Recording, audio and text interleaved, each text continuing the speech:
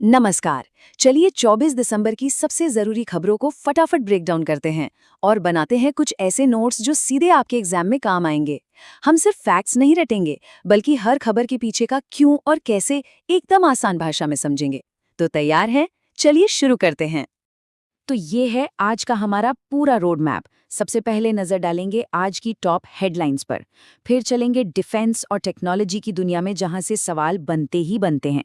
इसके बाद स्पोर्ट्स की हलचल, फिर देश विदेश की खबरें और आखिर में हमारा special segment static GK booster, जो आपके स्कोर को एक एक्स्ट्रा पुश देगा।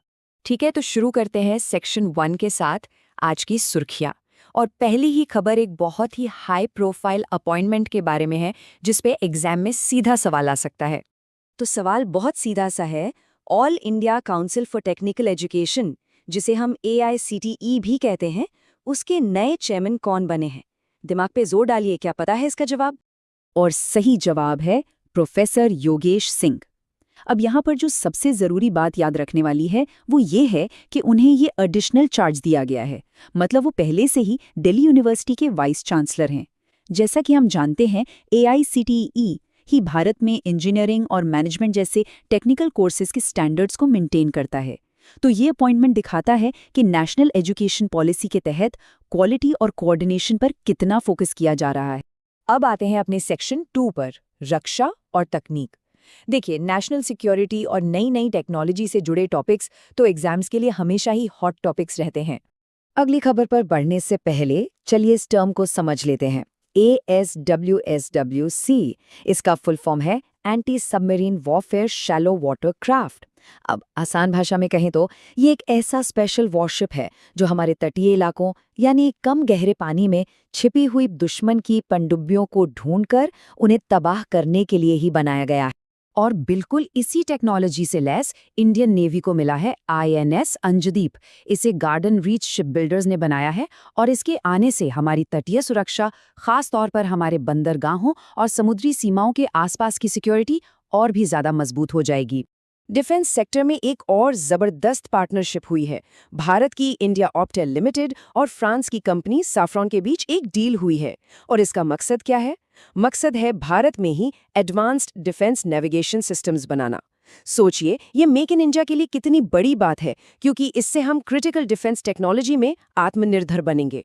और अब एक खबर जो सीधे भविष्य से आई है। बेंगलुरु में इंडिया की पहली इलेक्ट्रिक फ्लाइंग टैक्सी की ग्राउंड टेस्टिंग शुरू हो गई है। सरला एविएशन का ये eVTOL यानी electric vertical take off and landing craft हमारे शहरों के ट्रैफिक जैम्स का फ्यूचर सॉल्यूशन हो सकता है।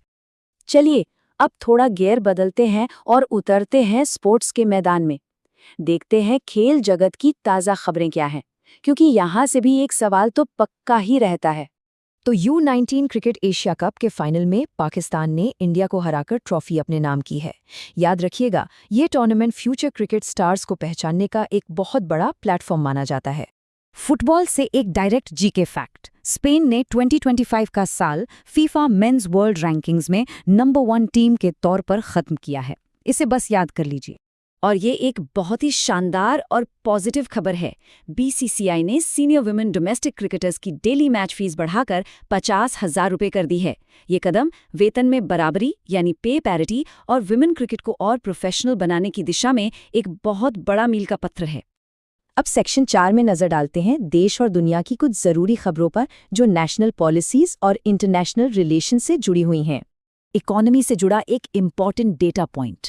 नवंबर 2025 में इंडिया की 8 कोर इंडस्ट्रीज की ग्रोथ रेट 1.8% रही। ये 8 इंडस्ट्रीज जैसे कि कोयला, स्टील, बिजली, ये देश की इकोनॉमिक हेल्थ का एक मेन इंडिकेटर मानी जाती हैं। तो ये आंकड़ा बहुत मायने रखता है। इंटरनेशनल रिलेशंस की बात करें तो भारत ने साइक्लोन से प्रभावित श्रीलंका के लिए $450 मिलियन का एक रिलीफ पैकेज अनाउंस किया है।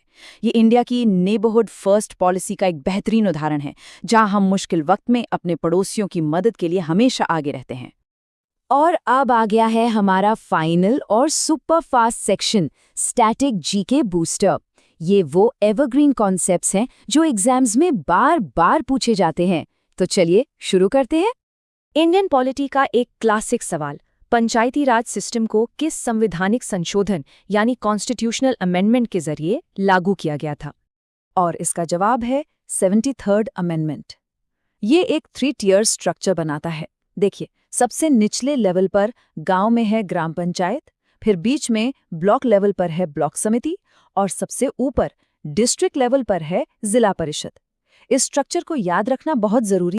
जनरल साइंस से एक और क्लासिक सवाल, बेकिंग सोडा का केमिकल नाम क्या है? ये है सोडियम बाइकार्बोनेट। और एक important date, national farmers day यानी राष्ट्रीय किसान दिवस हर साल 23 दिसंबर को मनाया जाता है। ये दिन हमारे अन्नदाताओं को समर्पित है। तो आज की सारी खबरें देखने के बाद जरा सोचिए, आपके हिसाब से कौन सी न्यूज़ आज से 5 साल बाद सबसे ज्यादा असर डालेगी? क्या वो फ्लाइंग टैक्सी होगी जो हमारे शहरों को बदल देगी, या फिर वो डिफेंस डील जो हमारे सुरक्षा को मजबूत करेगी? इस पर सोचिएगा जरूर।